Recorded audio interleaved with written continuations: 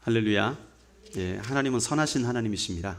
예, 그분이 어떤 계획이 있으시든지 또 우리를 어떤 우여곡절 가운데로 이끄시든지 간에 우리 하나님은 선하십니다. 예, 우리가 있는 모든 고통과 우리가 처한 모든 것을 주님은 아세요. 아시기 때문에, 그리고 주님이 허락하신 그 환경이기 때문에 우리는 그 자리에서도 낙심하지 아니하고 일어서야 될 줄로 믿습니다. 오늘 사울이 다윗을 죽이려고 작정을 했잖아요. 죽이려고 작정을 해서 다윗이 사울의 그 위협을 피해서 도망을 갑니다. 도망을 가는데 참 다윗이 사랑했던 그 요나단, 그 끈끈한 우정을 가지고 있던 요나단도 어떻게 다윗을 보호해 주지 못하고 결국 헤어지게 되고, 요나단은 자신의 아버지가 이스라엘의 수도로 삼은 그 기브아로 돌아가게 되고, 이 다윗은 그 근처에서 방랑 생활을 이제 시작하게 되는 거예요. 다윗이 내가 이제 방랑 생활을 시작해야지 마음 먹고 한 게 아니라 살려다 보니까 집으로 들어갈 수도 없고 왕이 있는 궁궐로 갈 수도 없고 참 이거 난처한 신세가 되어서 도망자로서 숨어 다니기 시작한 것이죠. 그래서 처음 간 곳이 어디냐 하면 노비란 곳이었습니다. 이 놉은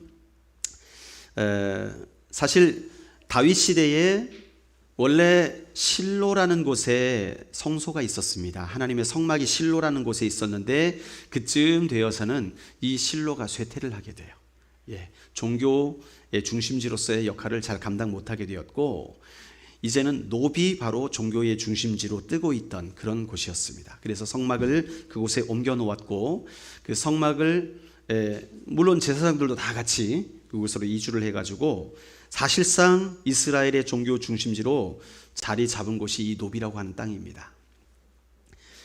다윗이 그곳으로 제일 처음 갔어요. 여기는 예루살렘에서 약간 북쪽으로 4km 정도니까 가까운 곳이죠. 그렇게 멀지 않은 곳, 걸어서 1시간 정도 거리 되는 그러한 곳입니다. 그래서 그곳에서 이제 성소에서 대제사장 아히멜렉이 그곳을 섬기고 있었는데, 이 아히멜렉은 어떤 사람이냐 하면 아히두베의 아들이고 엘리의 아들 비느하스의 손자였습니다. 그러니까 누구의 집안이에요? 엘리 집안입니다. 엘리 집안. 우리 엘리 집안 하면 왠지 분위기가 어떻습니까? 좀 찜찜합니다. 엘리 그러면 찜찜해요. 왜냐하면 우리가 그의 이야기를 알잖아요. 사무엘상 1장에서 등장하는 그의 모습은 너무나 하나님과 교제도 하지 못하고 비대해지고 또 영적으로 눈이 닫혀지고 해가지고 뜨겁게 기도하는 여인을 술 취했다고 나무라고 뭐 이랬던 사람이 아닙니까? 그리고 결국에는 자식 간수 잘못해가지고 하나님께 진노를 받아서 멸망한 가족 엘리 집안입니다. 그런데 이 오늘 제사장인 이 아히멜렉이 바로 엘리의 집안이었어요. 자, 나중에 어떻게 될 것인지 참 분위기가 예측이 됩니다. 어쨌든 아히멜렉이 대제사장으로 있는 동안에 이 다윗이 도망을 가서 이 아히멜렉을 만나게 됩니다. 다윗을 보는 순간 아히멜렉이 뜨끔합니다. 두려움에 사로잡혀요. 왜 그랬을까요? 소문이 났겠죠. 사울과 다윗이 지금 불편한 관계에 있다. 사울이 다윗을 죽이려 한다는 소문이 아마 온 나라에 다 있었을 것입니다. 그런데 다윗이 혼자 쫓아온 거예요. 그래가지고 깜짝 놀라서 다윗에게 묻습니다. 아니 너 평소에 혼자 안 다니는데 왜 혼자 여기까지 왔냐? 혼자 왜 나를 찾아왔냐? 그렇게 질문을 해요. 아마 두려움 속에서 질문을 했던 것 같아요. 그러니까 다윗이 변명을 좀 합니다. 거짓말을 하는 거예요. 어떻게 거짓말합니까? 사실 진실대로 말하면 뭐라 그래야겠습니까? 사울한테 쫓겨가지고 도망왔습니다. 그렇게 말하는 게 맞는데 그렇게 말 안 하고 왕이 저에게 특명을 내리셨습니다. 특별한 임무를 가지고 제가 이곳에 오게 되었는데 이 임무가 1급 비밀입니다. 누구에게도 왕이 발설하지 말라고. 그래가지고 제가 임무를 수행하는 중에 급히 이곳을 지나가게 된 거예요. 그런데 너무 급하게 오다 보니까 제가 가져온 게 아무것도 없어요. 먹을 것도 못 챙겨오고 무기도 못 챙겨오고 해가지고 결국 제사장님에게 좀 도움을 요청하려고 들렀습니다. 그리고 제가 데리고 있는 소년들은 이 임무가 너무나 중하기 때문에 제가 어느 곳에 숨어 있으라고 말해놓고 왔습니다. 그러니까 좀 도와주십시오. 떡이라도 빵이라도 좀 먹을 게 있으면 몇 덩이라도 주셔가지고 저와 우리 소년들이라 하면 부하들이죠. 부하들. 이 부하들을 좀 끼니를 해결할 수 있도록 도와주시겠습니까? 그러니까 이 아히멜렉이요 믿어요. 그 다윗의 말을 믿고 그에게 이제 음식을 주려고 준비하는데 음식이 없는 거예요. 가만 있자. 이게 어제 통닭 먹다 남은 거 다 먹어버렸네.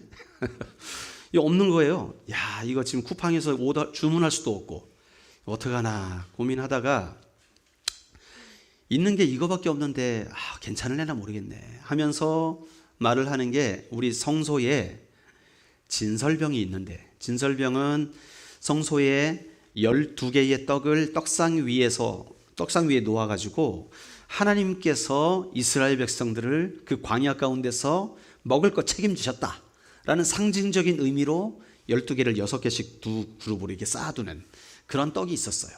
이 떡은 일주일에 한 번씩 오래되면 썩으면 안 되니까 새 떡을 다시 구워가지고 또 갖다 놓고 이전에 있던 것들은 성소 안에서 제사장들이 먹었습니다. 그렇게 처리했던 진설병인데 무슨 생각인지 몰라도 이 아히멜렉이 지금 막 이제 따뜻한 떡으로 성소의 떡을 교체해가지고 식은 떡이 있는데 그거라도 먹을래? 이렇게 된 거예요. 그러니까 다윗이 예스라고 하죠. 주십시오. 지금 배고파 그냥 큰일 났습니다. 백가죽에 등가죽에 붙었습니다. 근데 저도 이제 가끔 배고플 때 그 생각이 들어요. 백가죽이 등가죽에 붙었다는 생각이 드는데 가죽이 이만해요. 아무리 굶어도 백가죽이 등가죽에 붙어도 가죽이 이만하더라고요. 그 가죽을 해결해야 되는데 어쨌든 이 다윗이 너무나 배가 고팠는지 얼마나 그가 그의 상황이 빈궁하고 힘들었는지, 그렇죠? 그 떡이라도 달라는 거예요. 그 여호와의 성소에 진열했던 떡이라도 달라는 거예요. 여러분, 오늘 우리가 이 이야기를 보면서요, 한 가지 불편한, 한 가지가 아닙니다. 여러 가지, 한 3가지 정도 불편한 사항들이 눈에 띄게 돼요. 하나님의 사람 다윗임에도 불구하고 그가 하나님이 기뻐하시지 않는 일들을 의도적으로 여러 번을 해요. 자, 오늘 볼까요? 첫 번째, 하나님께서 좀 불편해 하실 만한 일이 무엇이었느냐? 그것은 바로 아히멜렉에게 거짓말을 하는 거였습니다. 여러분, 거짓말은 하나님의 뜻일까요? 아니죠. 근데 지금 다윗은 분명히 뭘 하고 있어요? 분명히 거짓말을 하고 있습니다. 솔직하게 말을 못했어요. 거짓말을 합니다. 왜 다윗은 아히멜렉에게 진실을 말하지 않았을까? 아히멜렉은 어떤 사람이었냐면 사울의 옆에서 사울을 보좌하는 제사장이었어요. 그러니까 이 기브아의 가까이에서 그 성소에서 지내면서 제사를 지낼 때 늘 사울을 만나는 사람이었습니다. 그러니까 다윗이 아히멜렉에게 사실대로 말하면 어떻게 되겠습니까? 그 말이 바로 사울의 귀에 들어가는 거예요. 이런 상황입니다. 그래가지고 이 다윗은 아히멜렉을 믿을 수가 없었던 거예요. 대제사장이지만 하나님의 사람이지만 그가 분명히 사울에게 얘기할 사람이라는 걸 알았기 때문에 마음을 열고 진실을 말하지 못했습니다. 아마 상대가 사무엘이었다면 다 털어놓죠. 우리가 지난번에 기억하지 않습니까? 사무엘을 만나가지고 라마나요스에서 다 털어놓습니다. 아마 엉엉 울면서 얘기했을 거예요. 그러나 이 아히멜렉과는 그런 관계가 되지 못했던 것이죠. 그래서 이제 거짓말을 한 것 같아요. 또 두 번째 불편하게 만드는 사실이 있는데 그게 뭐냐 하면 바로 방금 말씀드렸던 다윗과 소년들이 거룩한 떡을 달라고 해서 먹은 거예요. 거룩한 떡을 달라. 이게 왜 불편하냐? 여러분, 진설병이라는 것이 그냥 아무 떡이 아니잖아요. 어디에 놓여진 떡입니까? 성소 안에.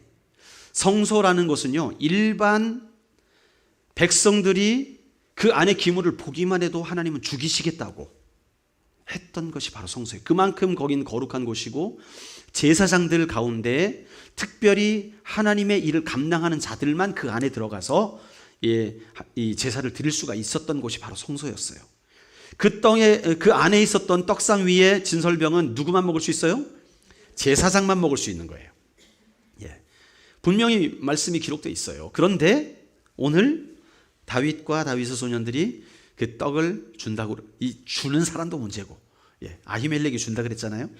또 그것이 거룩한 떡인지 알면서도 받아 먹는 사람도 문제인 거예요. 이게 참 우리는 그래도 다윗이면 설마 하는데 지금 다윗이 이러고 있는 거예요. 그러니까 불편한 거예요. 우리의 마음이. 자, 이것을 어떻게 봐야 되는가? 지금 다윗과 소년들이 율법을 정면으로 어기고 있는 거거든요. 아히멜렉은 의식을 못했겠지만 사실 이 진설병을 다윗에게 주는 것은요, 상징적인 의미가 있었습니다. 상징적인 의미. 이 진설병은 사실은 우리가 율법을 바라보게 될 때 오해를 많이 해요. 우리가 율법을 안 지키는 거를 선하다고 생각하잖아요. 그런데 율법을 지키는 것을 선하다고 생각하잖아요. 안 지키는 것을 악하다 그러고. 그러니까 우리의 눈은 언제나 뭘 향하느냐? 누가 안 지키나? 누가 그래서 우리 그 교통 경차들이 숨어서 잡잖아요. 이렇게 숨어가지고 이 스피드건 가지고 이렇게 잡아가지고 걸리면 기분이 되게 나빠요. 잘못은 누가 했습니까? 내가 했는데 기분이 되게 나빠요. 왜? 숨어서 잡았다고 해가지고 그 경찰이 꼴사납고 싼 걸로 끊어 막 이러기도 하고 막 그러는 행패도 부리고 막 그러는 것들을 많이 봐요. 이게 뭐냐 하면 법이 있는데 법이 왜 존재하는 겁니까? 그 법에 벗어나지 않게 살아가라고. 그렇죠? 법 안에서 살아가라고 법이 존재하는 건데 법이 어떻게 이용되느냐? 어기는 사람 잡아들이는 데 이용되더라는 거예요. 이게 사실은 안 지키고 아름답게 살아가는 게 목적이잖아요. 원래 목적인데 그거는 별로 생각 안 해요. 어기는 사람 잡아가지고 어떻게든 해코지 하는 거. 정치인들을 보니까 이런 일들 참 많이 일어나더라고요. 하여튼 상대방을 올가맬 게 없나, 상대방을 깎아낼 게 없나 해가지고 박박박 긁어가지고 자료 끌고 모아가지고 혹시라도 하나 벗어난 거 하나 찾아보려고 그렇게 막 서로가 서로를 음해하고 하는 것들을 우리는 정치판에서 많이 봅니다. 사실 이거는 잘못된 거지요. 그 법에 벗어나지 않게 정직하게 살아가면 되는 것인데 하나라도 벗어난 거 어디 있나? 그래가지고 사람을 깎아내리려고. 여러분, 이 사실 예수님 시대의 지도자였던 바리새인들의 모습이 이런 모습이었습니다. 성경에서 주신 율법들이 있었는데 그 율법은 하나님의 백성으로 살아가도록 주신 법이었어요. 그렇죠? 그래서 그 율법을 지키면서 살아가면 아름답고 건강하게 살아갈 수 있었습니다. 하나님의 주신 복을 받으며 살아갈 수 있는데 이거를 이제 여기서 벗어나게 되는 사람들이 많아진 거예요. 이 예수님 시대에 이 바리새인들과 율법사들이 뭐 하고 있었느냐? 고고 잡아내느라고. 그죠? 또 어긴 사람 없나? 저 나사렛 예수라는 사람 보니까 안식일에 병을 고치네. 야, 나쁜 사람. 안식일에 병을 고치네. 병 고치는 건 생각 안 하고 뭐만 생각합니까? 안식일을 어긴 것만 생각하는 거예요. 자, 오늘 여기서 보니까 진설병의 참된 의미가 뭐라고 그랬죠? 이스라엘 백성들을 안전하게 보호하시고 먹이셨던 것을 기념하는 떡이에요. 그렇죠? 그렇다면 이스라엘 가운데 정말 배고프고 힘들고 어려운 사람들에게 그 상징적인 떡이 공급되는 것이 나쁠까요? 좋을까요? 좋은 것이죠. 그런데 우리는 어떤 생각으로 바라봅니까? 율법을 어겼네. 불편해요. 율법을 어겼으니까. 먹지 말라 그랬는데 먹었으니까 불편해요. 자, 이런 것들이 우리 마음속에서 있더라는 거예요. 자, 이런 우리 마음을 불편하게 하는 것들이 과연 원인이 어디인가? 무엇인가? 이런 것들을 우리가 오늘 발견해야 될 줄로 믿습니다. 자, 첫 번째는 다윗이 아히멜렉에게 거짓말을 하는 것도 불편했고, 두 번째는 먹지 말라 한 떡을 달라 그래서 먹은 것도 불편하고, 이런 것들이 불편해졌어요. 자, 이런 상황 가운데서 이제 아히멜렉이 다윗에게 빵을 주고 그 떡을 주고, 또 필요한 거 없느냐, 그러니까 다윗이 혹시 무기가 없습니까? 제가 급하게 나오느라고 무기를 안 챙겼네요. 야, 이런 정신없는 사람이 있습니까? 왕의 특수 임무를 담당하여서 지금 긴급하게 나가는 사람이 무기를 안 챙겼어요. 이런 또 어리석은 일이 어디 있어요. 어쨌든 이런 상황 가운데 아히멜렉이 그래? 그러면 네가 골리앗 잡을 때 골리앗이 들고 있었던 칼이 있다. 네가 그것을 너한테 줘도 되겠느냐? 그러니까 그거 더 이상 좋을 게 없다고, 최고라고, 그거 달라고. 그렇게 해서 이제 골리앗의 칼을 받아가게 되죠. 자, 그 다음 패러그래프, 그 다음 내용에서 또 불편한 내용이 나와요. 여기서 끝나는 게 아니더랍니다. 자, 이제 놉당을 떠나서 다윗이 안전한 장소를 떠납니다. 찾아가지고. 하지만 안전한 장소를 찾는 게 쉽지 않아요. 다윗이 가는 곳곳마다 다 사울을 아는 사람들이 있었고, 그럴 거 아니에요. 사울이 온 나라를 다스리고 있으니까 어딜 가도 소문이 다 납니다. 그러니까 이거 도대체 국내에서 내가 있을 곳이 없다. 그래가지고 눈을 어디로 돌리느냐? 블레셋으로 돌려요.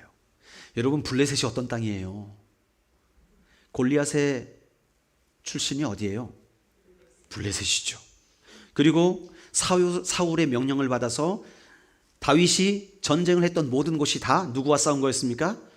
블레셋과 싸운 거예요. 그러면 블레셋과 다윗의 관계는 어떤 관계일까요?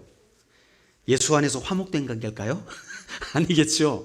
이 적대적인 관계인 거예요. 적 중에서도 다윗이 선봉입니다. 최고의 적의 히어로예요. 그렇죠? 그러니까 다윗이 블레셋으로 간다? 이야, 이거는 인간적으로 볼 때 또라이 짓입니다. 미친 짓입니다. 그럴 수가 없는 거예요. 그런데 다윗이 이스라엘에 피할 곳이 없는 거예요. 차라리 사울 밑에 있느니 블레셋 적진에 가서 용서를 구하고 사는 게 살 확률이 더 높다고 판단을 한 거예요. 그러니까 여기서 우리가 볼 수가 있는 게 뭡니까? 그만큼 사울에게 쫓기는 그 위협이 어마어마했다는 거예요. 그만큼 엄청난 위협 가운데 있었다는 거죠. 자, 이제 다윗이 블레셋 땅에 들어갑니다. 이제 가드로 들어가요. 이 가드는 노베에서 남서쪽으로, 그러니까 예루살렘이 있고 노비 있었다면 남서쪽으로 한참 밑으로 애굽 쪽으로 가까이 가는 거죠. 그쪽으로 35km 정도 떨어진 곳이었습니다. 그쪽에 이제 다윗이 소년들과 함께 들어가게 되니까 당연히 신하들에게 발각이 됐고 보고가 들어가겠죠. 아기스의 신하들이 다윗이 가드에 본 걸 보고 깜짝 놀라가지고 왕에게 보고를 합니다. 블레셋의 자랑이었던 골리앗을 죽인 자, 그 이후로 끊임없이 우리를 쳐들어와가지고 우리를 골탕 먹인 자, 그 다윗이 버젓이 골리앗의 칼을 가지고 우리에게 왔다는 거예요. 이거 완전히 모욕하는 거 아니에요? 그렇죠? 블레셋을 모욕하러 들어온 것 같은 모양새가 되는 겁니다. 아마 다음 날 가드 신문에 일면 기사에 나왔을 겁니다. 블레셋 영웅을 죽인 골리앗, 가드에 오다. 딱 헤드라인으로 해가지고. 아니면 염치 없는 이스라엘의 영웅 뻔뻔하게 가드에 입성, 뭐 이런 식으로 나왔지 않겠습니까? 예? 유튜브에 막 공유되고 이랬겠죠, 그죠? 예. 그래가지고 막 난리가 났을 겁니다. 사람들이 이스라엘의 뭐 블레셋 죽인 사람이 왔대. 다윗이라나 뭐라나 그 사람이 왔대. 난리가 났어. 그래가지고 결국 잡히죠. 그래가지고 다윗이 어디로 가게 됩니까? 가드 왕 앞에 가게 됩니다. 아기스 앞에 서게 돼요. 여러분, 블레셋 사람들이 이 다윗에 대해서 이야기를 하면서 한술 더 뜨는 모습을 볼 수가 있어요. 우리 11절 말씀을 한번 같이 읽어볼까요? 11절 같이 읽겠습니다. 시작. 이는 그 땅의 왕 다윗이 아니니까 무리가 춤추며 이 사람의 일을 노래하여 이르되 사울이 죽인 자는 천천히요 다윗은 만만히로다 하지 아니었나이까 한지라. 여러분, 지금 다윗의 행동을 보십시오. 미국 속담에 이런 속담이 있어요. 후라이팬에서 튀어 불로 들어간다. 후라이팬이 덜 뜨겁죠, 불보다. 그런데 후라이팬에서 뜨거워 해가지고 불로 들어간다는 거예요. 예.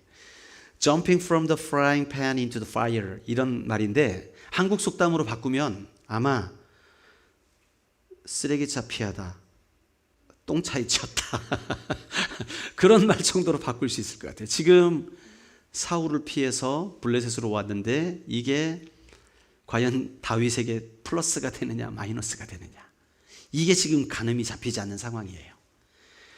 그런데 아기스의 신하들이 다윗을 뭐라고 이야기해요? 여기 신기한 말이 나옵니다. 다윗이 지금 사울의 신하잖아요.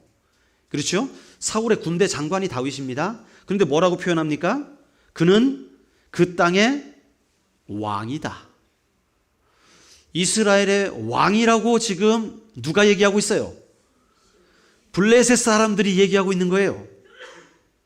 여러분, 이스라엘에서 다윗을 왕이라 부른 사람이 있습니까? 없어요. 아무도 없거든요. 근데 지금 적군 블레셋이 다윗을 보고 왕이라고 그러고 있습니다. 이스라엘의 왕이다. 그 땅의 왕이다. 여러분, 이게 뭡니까? 다윗은 지금 사울에게 쫓겨가지고 궁궐에서 쫓겨나가가지고 지금 도망다니고 있는 신세인데 블레셋 사람들이 다윗을 보러 저는 이스라엘의 왕이다. 이스라엘의 왕이 우리한테 왔다. 지금 적군에 의해서 다윗은 왕으로 인정받고 있는 거예요. 이런 일이 일어나고 있습니다. 블레셋 사람들한테는요, 이스라엘의 왕 사울은 안중에도 없어요. 그거 있으나 마나 한 거. 진짜 무서워야 될 게 이 다윗이야, 다윗. 에? 다윗 대단한 사람이야. 사울 아무것도 아니야. 이러고 있는 거예요, 지금. 그만큼 그들이 다윗을 두려워했던 거예요. 그런데 여기 지금 사무엘상의 저자는요, 블레셋 사람들의 발언을 이용해서 공개석상에서 다윗에게 왕으로 지금 인정을 하고 있는 것입니다. 이게 신문에 나와요. 이스라엘 왕 가드에 오다. 예. 이게 조선일보, 중앙일보가 아니라 워싱턴 타임즈에서 나왔다 이 얘기입니다. 예, 이를테면 지금 그런 상황인 거예요. 여기서 우리는 다윗의 또 다른 불편한 장면을 만나게 됩니다. 다윗이 아기스 앞에 서가지고 무서워가지고 어떻게 합니까? 미친 자의 흉내를 내면서 자신을 보호하려고 해요.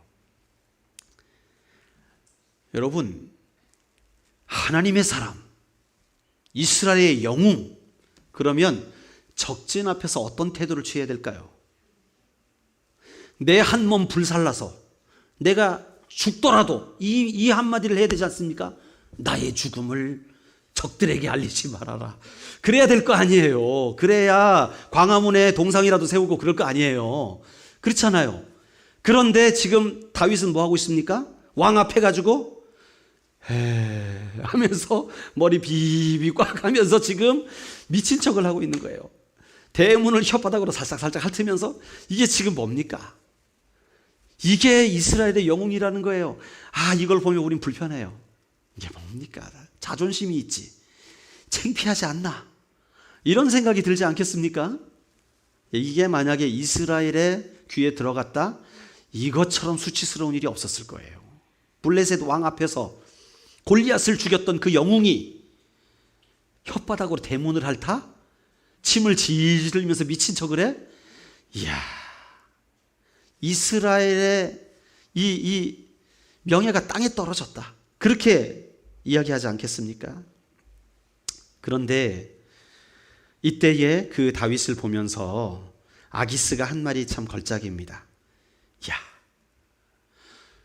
우리 블레셋에 미친 사람이 부족하여서 너희가 이 자를 데려다가 내 앞에서 미친 짓을 하게 하느냐. 그 말을 해요. 여기서 우리 두 가지 사실을 알 수 있거든요. 첫 번째 사실이 뭐예요? 다윗 없이도 블레셋의 가드에는 이미 미친 사람이 많다. 이미 미친 사람이 가드 왕 아기스 앞에 많이 있다는 거예요. 이 부하들 중에 마음에 안 드는 사람이 있었을지도 몰라요. 이런 말을 하고 있는 거고, 두 번째 우리가 알게 되는 장면은 뭐냐 하면 다윗이 연기를 너무 잘한다. 다윗의 연기가 먹혔어요. 진짜 미친 사람으로 알았어요. 모든 사람이 의심을 하지 않습니다. 야, 다윗 미쳤구나. 맛이 갔구나. 그렇게 생각을 다 하게 되더라는 거예요. 여러분, 어쨌든 우리의 마음은 불편하지만 다윗의 이런 미친 행동이 자랑스럽지도 않지만 일단 그 자리에서 벗어나는 데는 효과적이었습니다. 다윗의 생명을 유지할 수가 있었어요. 여러분, 오늘 본문을 다시 한번 살펴보면 오늘 본문에서 다윗의 어두운 면들이 그대로 다 드러나는 것 같아요.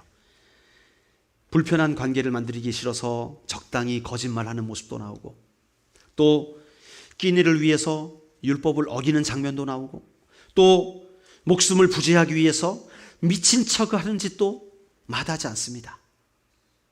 이런 다윗을 오늘 성경을 본문 읽어보면 다윗이 이렇게 악행하였더라 그런 말 본 적 있습니까? 그런 말 없어요. 그렇죠? 다윗이 여호와 앞에 범죄하여 미친 척하였더라 그런 말이 있습니까? 없어요. 그렇다면 지금 이 다윗이 하는 어리석은 짓들, 불편한 일들을 하나님께서 묵인하고 계시다는 거예요. 칭찬하시는지 그것을 싫어하시는지는 몰라도 여기에 대해서 미워한다든지 벌을 내린다든지 저주한다든지 이런 말이 없어요. 하나님께서 다윗의 그 행동을 그냥 인정해 주고 계시더라는 거예요. 왜 그랬을까? 왜 그랬을까? 우리가 보기엔 정말 창피한 행동인데, 손가락질 받은 만한 행동인데, 지금 이 사무엘서의 저자는 그런 식으로 그리지 않아요. 마치 다윗이 주인공이 되어서 그 위기를 이렇게도 피해가고 저렇게도 피해가고 하는 그런 영웅적인 이야기처럼 우리에게 전달해주고 있는 거예요. 여기에 도대체 원인이 뭘까요? 무엇 때문에 이렇게 하는 걸까요? 여러분, 지금 하나님께서는 다윗을 이미 어렸을 때부터 누구로 세우셨어요? 왕으로 세워서 사무엘을 통해 기름을 부었습니다. 그런데 지금 사울은 왕이 되었습니까? 다윗은 왕이 되었습니까? 안 되었습니까? 안 되었어요. 그 과정 가운데 있는 것이겠죠. 하나님의 언약의 말씀은 결코 중간에 흐지부지해지지 않습니다. 반드시 이루어집니다. 아멘. 그렇다면 지금 다윗은 어떤 사이에 있는 거예요? 하나님의 언약의 말씀과 언약의 성취 사이에 존재하고 있습니다. 그런데 그의 상황이 힘들어요. 어려워요. 굉장히 앞뒤로 사방으로 막혀있는 진퇴양난의 상황 가운데 놓여 있는 거예요. 그때에 다윗이 이런 짓도 하고 저런 짓도 하는데 하나님께서는 그것을 내어버려 두고 계세요. 왜 그럴까요? 지금 다윗에게 주어진 가장 막중한 임무는 율법을 지켜서 성소를 거룩하게 하는 것도 아니고, 아히멜렉의 자신의 일을 소상히 보고하는 것도 아니고, 블레셋에 가서 그 아기스를 잡아 죽이는 것도 아니고, 지금 다윗에게 맡겨진 임무는 생존하는 것이었어요. 사울의 칼날을 피해서 생존하는 것, 이것이 지금 다윗에게 주어진 가장 중요한 임무였던 것이죠. 아마 다윗은 그게 임무였는지 알지 못했을 거예요. 그럼에도 불구하고 지금 그가 처한 모든 상황 가운데서 하나님은 그가 하는 모든 행동들을 악하다 하지 않으시고 내버려 두십니다. 왜요? 그 처절한 상황 가운데서 살아남아야 하기 때문에. 여러분, 우리 인생 가운데 처절한 상황이 존재합니다. 어떤 사람들은 내가 진짜 우리 자녀들 좋은 대학 보내려면 등록금 있어야 되니까 주식을 한번 해보자. 내가 빨리 돈 벌 수 있는 방법이 별로 없으니까 똑똑한 사람 한번 섭외해가지고 한 번만 성공하면 되니까 그래가지고 주식하는 분들도 있어요. 나름대로 적금을 들어가지고 노후를 한번 편안하게 살아보자 해가지고 적금 들어놨는데 어떤 사람들은 사기를 당하고, 어떤 사람들은 주식이 망하고, 어떤 사람들은 전셋값이 2배가 되고 막 이래가지고 진퇴양난이 되는 그런 때가 우리 안에 있더라는 것이죠. 그게 이런 경제적인 문제이든 아니면 내가 열심히 공부하고 최선을 다해서 인정을 받기를 원했는데 내 옆에 한 사람이 나보다 조금 더 잘해가지고 내 모든 노력이 물거품이 되는 그러한 일들도 있더라는 거예요. 나의 노력과 상관없이 무시당하게 되는 그런 일들이 우리 인생 가운데 비일비재하게 많더라는 것이죠. 그러한 때에 우리가 참 기도도 안 나오는 거예요. 너무나 힘들어가지고 기도도 안 나와요. 신음할 수도 없는 그런 현장, 그런 상황 가운데 우리 있게 될 때 그 상황에서 하나님은 과연 우리를 어떻게 바라보실까? 오늘 본문의 말씀은 바로 그 통찰을 우리에게 주십니다. 다윗이 그랬거든요. 너무나 힘들어요. 사울에게 쫓기는 것도 힘들고 아히멜렉에게 거짓말하는 것도 힘들어요. 그래도 살아야 되니까. 그리고 먹을 게 너무 없어서 지금 죽게 생긴 거예요. 그러니까 그 진설병이라도 내가 입에 넣을 수 있다면 내가 살겠구나 하는 간절함이 있었던 거예요. 뿐만 아니라 이 아기스 왕 앞에 가서 미친 척이라도 해서 내가 살아야겠다는 그 생존에 대한 간절함이 다윗에게 있었더라는 것이죠. 그때에 우리 하나님께서 그걸 보실 때에 야, 너 왜 거짓말해? 너 왜 율법 어겨? 너 왜 하나님의 사람이 그렇게 미친 짓 해가지고 창피하게 만드냐? 부끄럽지도 않느냐? 우리 하나님이 그렇게 하지 않으신다는 거예요. 같이 아파하시는 거예요. 우리가 처한 상황 속에서 같이 눈물을 흘리시고 우리의 아픔을 같이 이해해 주시는 거예요. 지금 우리 하나님이 그러고 계신 거예요. 그를 손가락질하지 않습니다. 그의 모든 악한 상황 가운데서 오히려 그의 모든 아픔을 바라보시며 아마 눈물을 흘리고 계신 것 같아요. 다윗아, 조금만 참아라. 네가 이 상황을 넘어가야 된다. 지금 이 상황에서 네가 주저앉으면 안 된다. 너는 어떻게 살아도 살아남아야 돼. 용기를 가져야 돼. 지금 본문의 흐름이 그렇게 흘러가고 있는 거예요. 오늘 다윗의 행동은요, 모든 것이 하나님의 사람으로서 우리를 부끄럽게 하는 행동들 같습니다. 어떻게 하나님의 사람이, 어떻게 집사가, 장로가, 권사가 그럴 수가 있어? 아유, 참 부끄럽기 짝이 없지. 옆에서는 그렇게 말할 수도 있을 수도 있어요. 객관적으로 볼 때도 그것이 사실일 수도 있어요. 그런데 그 일을 당한 우리 당사자들에게 하나님은 어떻게 바라보시느냐? 그것에 대해서 손가락질하지 않으신다는 거예요. 오히려 그의 아픔을 공유하시고 함께 그 아픔을 느끼시고 그가 빨리 그곳에서 벗어나기를 간절히 소원하고 계시다는 거예요. 여러분, 이 땅에 우리는 죄인으로서 살아가는 거예요. 아담과 하와 이후에 우리는 그 선악과의 열매를 가지고 살아갑니다. 우리 안에 끊임없이 죄의 욕심들에 의해서 넘어지기도 하고 쓰러지기도 하고, 우리가 잘못되는 대부분의 원인은요, 욕심을 따라갔기 때문이거든요. 욕심을 따라가다 보니까 사기도 당하고, 욕심을 따라가다 보니까 집도 날리고, 욕심을 따라가다 보니까 노름도 하고, 여러 가지 모든 상황들이 다 선악과의 열매들인 거예요. 그래서 그렇게 살다 보니까 인생이 잘 안 돼. 이것도 막히고 저것도 막히고 안 풀려요. 답답한 상황들 가운데 있을 때 하나님께서 야, 너 예수 믿는다고 그러는 사람이 그러면 돼? 정신 똑바로 안 차려? 너 집사러 가면서 권사러 가면서 그러면 돼? 부끄럽지도 않아? 하나님께서 그렇게 하시지 않으신다는 거예요. 우리가 비록 우리의 죄로 인하여서 우리가 신음하고 낙심하고 절망하고 엎드려져 있지만, 바로 그 순간에 우리 주님은 우리의 잘못을 바라보시는 것이 아니라 우리의 아픔을 바라보고 계시다는 거예요. 지금 다윗의 그 위협 앞에, 다윗이 느끼는 그 위협 앞에서 그 두려움을 아시는 거예요. 다윗이 배고파하는 그 상황을 아시는 거예요. 다윗이 미친 짓 할 수밖에 없던 그러한 상황을 주님이 다 아셨어요.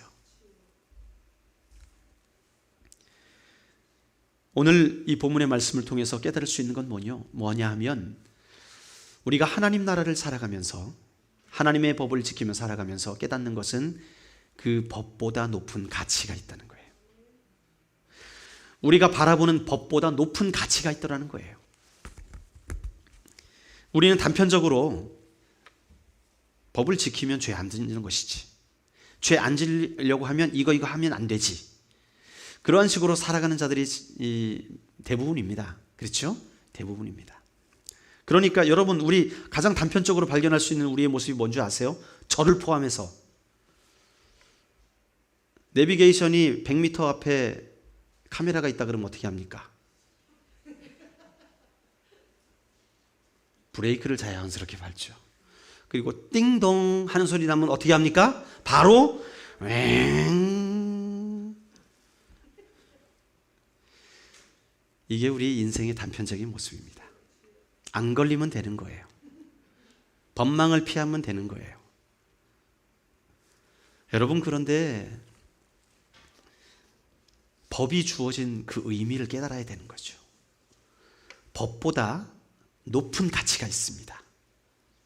우리가 하나님이 주신 율법을 지키려고 열심히 노력하며 살아요. 안식일을 지켜라, 그렇죠? 부모를 공경해라, 뭐 여러 가지 율법이 있잖아요. 그런데 우리 어렸을 때 그랬거든요. 저희 아버님도 보수 신앙을 가지신 분이셨기 때문에 초창기에 목회를 하실 때 안식일을 지킵시다. 이 시대의 안식일은 주일입니다. 그러니까 주일날 돈 쓰지 맙시다. 노동하지 맙시다. 네. 그래가지고 택시도 타지 맙시다. 네. 그러면 여러분 생각해 보십시오. 경찰들 어떻게 하죠? 간호사들 어떻게 하죠? 네. 경찰들, 간호사들 주일날 다 쉬어야 됩니까? 발전소에 있는 사람들 주일날 다 쉬어야 됩니까? 그러니까 그런 직업 가지면 안 됩니다. 우리 예수 믿기 때문에 주일 지키는 직업을 가져야 됩니다. 예. 발전소 가지 마십시오. 예. 간호사 되지 마십시오.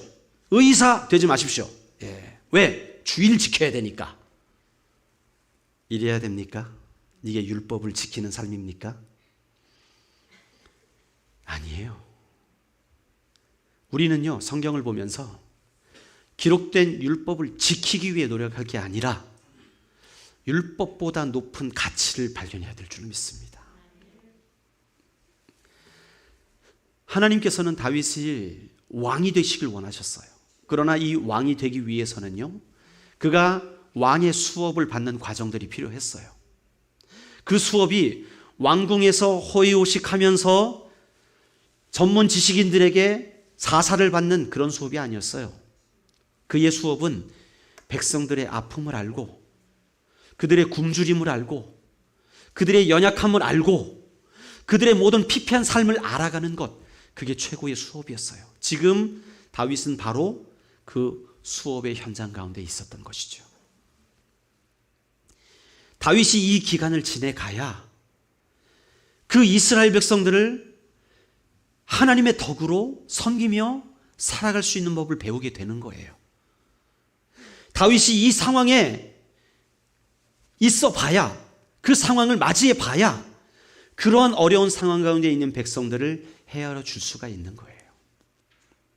지금 다윗은 율법을 어기고 있지만, 지금 다윗은 거짓말을 하고 있지만, 그 상황이 얼마나 험한 것인지, 얼마나 아픈 것인지, 그 상황에 놓여있는 백성들의 아픔이 얼마나 큰 것인지를 지금 다윗은 몸으로 체험을 하고 있는 과정 가운데 있는 거예요. 하나님은 그것을 용납하십니다. 왜 그러실까요? 법보다 높은 가치가 있기 때문에. 그 법보다 높은 가치가 무엇입니까? 첫 번째는 다윗의 생존이었어요. 다윗이 왕이 되어야만 합니다. 그렇기 때문에 그가 지금 이 험한 상황 속에서 그는 살아남아야 하는 거예요. 하나님은 생명을 존중하시는 분이십니다. 생명을 가장 가치 있게 여기시는 거예요. 그렇기 때문에 하나님께서 그가 그 어려운 상황 가운데 율법도 어기고 거짓말도 하고 미친 짓도 했지만 그것을 용납하여 주신 것이죠. 그렇기 때문에 여러분, 우리는 이런 결론은 얻습니까? 율법 안 지켜도 돼. 거짓말해도 돼. 미친 척해도 돼. 예수 믿는 사람 대충 살아도 돼. 그렇게 결론을 내리시렵니까? 아닙니다. 우리는 더 높은 가치를 추구해야 된다는 거예요. 구약에 많은 율법들이 있습니다. 그러나 예수 그리스도께서 이 땅에 오셔서 수많은 율법을 지켰던 바리새인들과 율법학자 서기관들을 꾸짖으셨습니다. 이 회칠한 무덤들아, 이 독사의 자식들아. 왜 그랬습니까? 그들은요, 율법은 지킬 줄 알았지만 그보다 높은 가치를 알지를 못했어요. 그보다 높은 가치가 무엇입니까? God's will, 하나님의 뜻이라는 거예요. 지금 이 상황 속에서 하나님의 뜻이 어디 있느냐를 분변치 못하고 했어 안 했어, 어겼어 지켰어, 이것만을 가지고 판단하던 이 자들을 하나님은 멸시하시고 저주하셨어요. 책망하셨어요. 여러분, 우리 한 교회에서 함께 신앙생활을 하다 보면 옳고 그름을 따지는 경우가 있어요. 때때로 어떤 것을 결정해야 하게 될 때 이 의견이 옳다, 저 의견이 옳다 말할 때가 있습니다. 그럴 때 겉으로 드러내진 않지만 우리의 속마음에서는 어떤 결정을 하는지 아십니까? 어떻게 하면 내가 편하지? 네. 이게 결정되면 나한테 불편한데? 그러면 어떻게 해야 돼요? 반대를 해야죠. 왜? 내가 불편하니까. 은연중에 우리 안에 이런 마음들이 있어요. 이런 마음들이 우리를 흔듭니다. 안 그런 것 같습니까? 잘 살펴보세요. 누구나 그렇습니다. 나에게 불편하기 때문에 그것이 옳지만 그것을 따르지 않는 경우가 너무나 많다는 거예요. 여러분, 이것이 깨뜨려져야 되는 거예요. 이것이. 주님은 오늘 우리에게 더 높은 가치를 바라보라고 말씀하고 계신 거예요. 우리 주님은요, 어떤 사람이 율법을 지키고 안 지키는 것보다 그 사람이 사는 것을 더 소중하게 여기시는 거예요. 그가 목숨을 부지하고 살아남는 것을 더 중요하게 여기시는 거예요. 우리 하나님이 우리에게 생명을 주신 분이십니다. 그렇기 때문에 그가 넘어질 수도 있어요. 주저앉을 수도 있어요. 좀 죄를 질 수도 있어요. 그러나 그가 다시금 일어서서 새 힘을 얻기 위해선 살아야 될 거 아니에요. 그렇죠? 주님이 지금 더 높은 가치를 제시하고 계신 거예요. 여러분, 예수 그리스도를 통해 구속의 은혜를 입은 우리는요, 오늘 하루를 말씀대로 살아가길 다 원합니다. 여기 앉아있는 여러분 가운데 저는 말씀대로 살길 원치 않습니다 하고 계시는 분은 아마 한 사람도 없을 거예요. 마음으로라도. 그렇죠? 그런데 이게 잘 됩니까? 잘 안 돼요. 제일 큰 이유는 뭐냐 하면 우리가 그 하나님의 은혜에 완전히 사로잡혀 살지 못하기 때문에 그렇습니다. 더 큰 이유가 또 있죠. 잊어먹기 때문에. 하나님의 말씀을요, 내가 생각을 하고 있으면 살겠는데 까먹어요.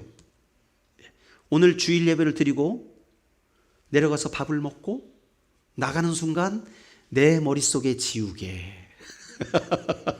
깨끗해지고 내일 아침부터 살던 대로 살걸요?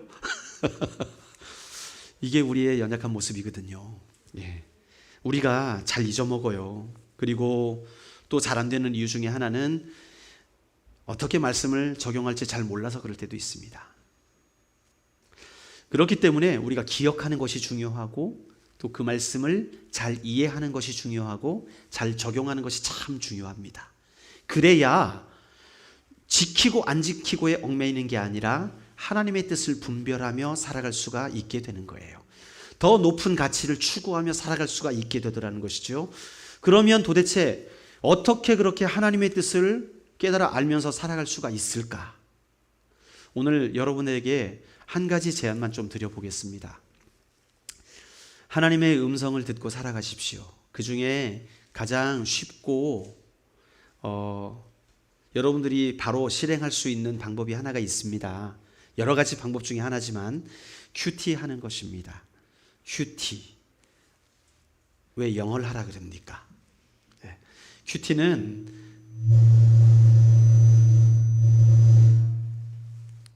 할렐루야. 예. 중요할 때 이렇게 분위기를 잡아야 됩니다. 큐티는 짠 quiet time이라고 해가지고 예. 아침에 첫 시간에 하나님의 음성을 듣는 시간이에요. 자, 그러면 이 하나님의 음성을 도대체 어떻게 듣나? 하나님은 영이시잖아요. 영이신 그분이 우리의 귀를 진동시켜가지고 어떤 음성을 들려주시는가? 중요한 장면이 많이 나오네요.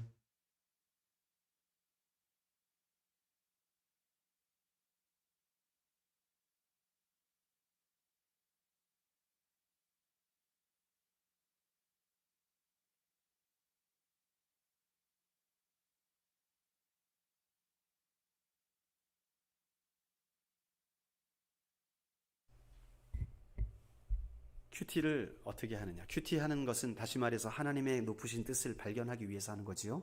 자, 큐티를 어떻게 하느냐? 큐티의 다양한 방법들이 있지만 간단하게 좀 설명을 드리겠습니다. 디모데후서 3장 16절에 보면 모든 성경은 하나님의 감동으로 된 것으로 교훈과 책망과 바르게 함과 의로 교육하기에 유익하다, 그렇게 말씀하고 계세요. 우리가 성경을 통해서 하나님의 음성을 듣는 거예요. 자, 성경은 기록된 하나님의 말씀이죠. 그런데 우리가 이걸 읽어볼 때에 이게 여러분의 말씀으로 잘 안 다가오더라는 것이죠. 그냥 어떤 소설처럼 스토리처럼 우리에게 읽혀지지 이게 하나님의 음성으로 잘 인식이 안 되더라는 말입니다. 그러면 어떻게 하면 이게 하나님의 음성으로 우리에게 들려질까? 자, 큐티 하실 때에 먼저 필요한 게 있어요. 모든 성경은 뭘로 됐다고요? 하나님의 감동으로 쓰여진 것입니다. 하나님의 감동으로 쓰여졌으면 어떻게 하면 알아들을 수 있을까요? 뭐가 필요할까요? 하나님의 감동이 필요한 거예요. 이 하나님의 감동으로 쓰여진 것을 우리가 바로 나의 삶에 이해하기 위해서는 하나님의 감동이 우리에게 있어야 되는 것입니다. 성령의 감동이. 그러면 어떻게 하나님의 감동을 얻을 수 있을까요? 기도해야죠. 그래서 큐티 시작할 때 기도를 합니다. 하나님, 내가 하나님의 감동을 받기를 원합니다. 하나님의 감동으로 쓰여진 성경을 이해하기를 원합니다. 이 성경을 쓰게 하신 성령님께서 내가 이 말씀을 읽게 될 때 이 말씀을 깨달을 수 있도록 내게 감동을 주시옵소서. 이 말씀을 내가 읽을 때 이 말씀을 깨달을 수 있도록 나를 도와주세요. 그렇게 기도하는 거예요. 성령님의 도우심을 구하는 겁니다. 왜요? 우리의 이성으로는요, 아무리 읽어도 이 문자를 통해서 알아들을 수가 없어요. 그냥 이 스토리구만, 뭐 사울 얘기구만, 다윗 얘기구만, 그렇게 되거든요. 근데 이게 나의 말씀으로 살아나기 위해서는 성령의 감동이 필요한 겁니다. 마이크 문제가 아니었군요. 뭔가 다른 문제가 있군요. 요거를 한번 꺼주시겠어요? 혹시나. 자, 그렇게 해서 가장 먼저 큐티를 할 때 하게 되는 것이 뭐라고요?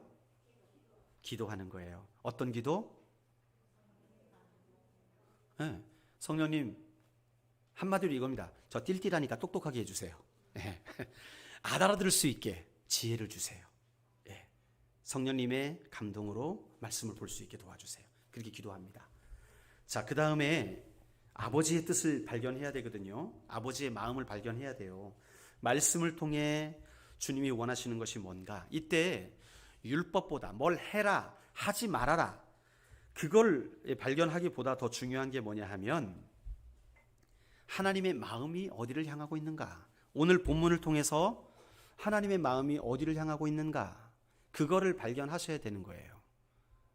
성경에 하라 하지 말라는 말은 잠언에 많이 있습니다. 그렇죠? 예. 잠언을 읽어보면 참 우리에게 교훈이 되는 말씀들이 많이 있어요. 이렇게 해라, 이것이 지혜로운 것이다, 이렇게 하지 말아라 하는 것들이 참 많이 있는데 그런 말씀들은 참 이해하기 쉬워요. 그러나 다른 부분들을 보면 참 이해하기 어려운 부분들도 많이 있습니다. 그래서 그 말씀들을 읽어나가게 될 때 우리가 어떻게 읽어나가냐 하면 3번을 읽으십시오. 3번. 첫 번째는 빠르게 전체의 내용을 파악하면서 읽으시는 거예요. 읽으실 때 내용을 너무 많이 하지 마십시오. 신학교 다니는 것도 아니고 성경적인 지식을 쌓기 위해서 성경 읽는 게 아니에요. 큐티는요. 큐티는 오늘 내게 허락하신 말씀이 무엇일까? 그 말씀을 받기 위해서 하는 거거든요. 그래서 본문의 말씀을 한 15절에서 20절 사이에 구분된 단락이 있지 않습니까? 그렇게 구분된 단락. 여러분들이 도움을 받기를 원하신다면 셀라이프 같은 그런 큐티 교재를 사용하시는 것도 탁월합니다. 거기에는 본문이 주어져 있으니까. 그래서 그 본문의 말씀을 3번을 읽는데 첫 번째는 전체 내용을 이해하기 위해서. 왜요? 우리가 먼저 이해를 해야 그 하나님의 마음, 그 뒤에 있는 하나님의 마음을 알 수 있기 때문에. 그래서 빠르게 한번 읽고, 두 번째 읽으면서는 이 말씀 가운데 나에게 하시는 말씀이 무엇일까? 나에게 감동 주시는 말씀이 무엇일까를 생각하면서 천천히 다시 읽습니다. 자, 지금 몇 번 읽었습니까? 이제 2번 읽었어요. 그러면 두 번 읽는 가운데 나에게 발견되는 말씀들이 있을 수 있어요. 때로는 전체의 말씀이 다 나를 감동시킬 때가 있고, 전체 내용이. 때로는 어느 한 절 혹은 어느 한 단어가 쑥 튀어 올라와가지고 나에게 이 말씀을 말씀하시나? 라고 감동을 주실 때가 있더라는 거예요. 그러면 3번째 읽을 때는 그 말씀을 중심으로 이 말씀이 도대체 나에게 어떻게 살라고 하시는 말씀인가? 이 질문이 중요합니다. 어떻게 살라고 하는 말씀인가? 이게 중요해요. 그렇게 살아야 된다는 말씀이에요. 우리가 적용이죠. 적용. 그래서 큐티를 할 때는 이렇게 3번을 읽습니다. 그리고 첫 번째 읽으면서 본문의 내용을 간단하게 한 줄로 써보는 거예요. 머리로만 하면은 잘 이게 프로세스가 진행이 안 되거든요. 그래서 한번 첫 번째 읽으면서 본문에 다윗의 도망의 생활, 여러분이 할 수 있는 대로 적어보는 거예요. 두 번째 읽으면서 나에게 하시는 말씀, 미친 짓 하실 때 어떻게 해야 될까? 이렇게 해서 한번 적어보는 거예요. 그리고 마지막에 3번째 읽으면서 그러면 나는 어떻게 살아야 되는지를 기도하면서 한번 적어보는 것이죠. 그렇게 해서 때로는 처음에는요 잘 안 됩니다. 3번 읽어도 그 내용이 그 내용인 것 같고, 이거 나한테 말씀하는 게 아닌 것 같고, 하지만 여러분 처음부터 첫 술에 배부를 수가 없어요. 젓가락질 처음부터 잘할 수가 없어요. 계속해서 훈련하다 보면 이제는요 하나님의 음성이, 말씀이 나타나기 시작합니다. 말씀이 나한테 떠올라요. 이거 나한테 주시는 말씀이네. 나보러 이렇게 살라고 말씀하시네? 라고 하나님의 말씀이 떠오르기 시작합니다. 그게 큐티가 우리에게 주는 유익입니다. 하나님의 말씀을 지키고 안 지키고 하는 것보다 더 중요한 것이 가치를 발견하는 거라 그랬어요. 더 높은 가치, 하나님의 뜻입니다. 그러면 하나님의 뜻을 발견하기 위해서는 그분 말씀 앞에 나가야만 하는 거예요. 할렐루야. 그래서 여러분들에게 제안을 드립니다. 우리 하나님이요 여러분의 상황을 다 아세요. 여러분이 얼마나 아파하는지, 얼마나 힘들어하는지, 아니면 기뻐하는지, 얼마나 슬퍼하는지 주님이 다 아세요. 그러나 그것 가지고 꾸짖지 않으십니다. 너 이거 똑바로 안 할래? 너 정신 안 차릴래? 그렇게 하시지 않으시고 우리의 상황 가운데 같이 아파하시면서 아버지의 마음을 보여주시길 원하는 거예요. 안아주길 원하시고, 힘들었지, 이게 너를 향한 나의 마음이다, 주님이 말씀하시길 원하시는 거예요. 그 말씀을 어떻게 깨달을 수 있습니까? 큐티를 통해서 깨달을 수가 있더라는 거예요. 큐티라는 거 오늘 평생 처음 들어보신 분들도 있을 수도 있고 이미 하고 계신 분들도 있을 수 있습니다. 그러나 우리가 이렇게 날마다 하나님의 말씀을 발견하고 그분의 음성을 듣고 그 말씀 앞에 순종하며 나아가는 삶이 회복되게 되면 여러분 그 마음속에 나와 함께 하신 하나님이 가득하게 되는 거예요. 그러면요 우리는 다윗과 같은 상황이 오더라도 넘어지지 않아요. 한두 번 실수하더라도 죄책감에 빠지지 않고 회개하며 다시 나아갈 수 있어요. 주님의 뜻을 알기 때문에, 나를 향한 하나님의 마음을 알기 때문에. 할렐루야. 이 한 주간 그 하나님의 뜻을 발견하며 살아가시는 저와 여러분이 되시기를 축원합니다. 여러분 우리가 이 축복과 은혜를요 늘 누리며 살아야 되는 거예요. 주일날만 와서 우리 조실 목사님 말씀 듣고 일주일 요 힘으로 살아야지? 아닙니다. 날마다 그분을 발견해야 돼요. 날마다 주님과 동행을 해야 돼요. 할렐루야. 오늘 이 한 주간은요, 주일 말씀 붙들고 한 주간 이제 살아가지 마시고 날마다 여러분에게 허락하시는 말씀을 붙들고 살아가시길 바랍니다. 어제도 우리 학생부 시편 1편부터 하라 그랬는데 어제 오늘 했나 모르겠어요. 여러분들도 출발하십시오. 만약에 하고 있던 셀라이프라든지 이런 큐티 교재가 있다면 그거 가지고 하십시오. 만약에 없으시면 시편 1편부터라도 한 장씩 읽어가시면서 나를 향한 하나님의 말씀을 발견해 보시는 귀한 삶을 살아가시기를 주님의 이름으로 축원드립니다. 율법보다 높으신 하나님의 가치가 우리를 붙들어야 돼요.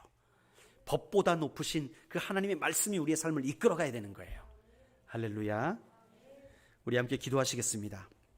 이 시간 기도할 때에 매일의 삶에서 하나님의 진정한 가치를 발견하는 그런 삶이 되게 해달라고 기도합시다. 우리가 욕심에 눈이 멀어가지고 하나님을 잘 생각 못하거든요. 그런데 이제 내가 그래도 하나님의 사람인데, 내가 그래도 예수님의 은혜를 아는 자인데, 하나님, 내가 이 복된 가치를 날마다 발견하며 살아가기를 원합니다. 하나님의 뜻이 과연 무엇인지, 오늘 내가 어떤 삶을 살아야 되는지, 이 생명의 가치를 발견하는 자가 되게 하여 달라고 우리 함께 기도하시며 나가십시다. 하나님 아버지 감사합니다.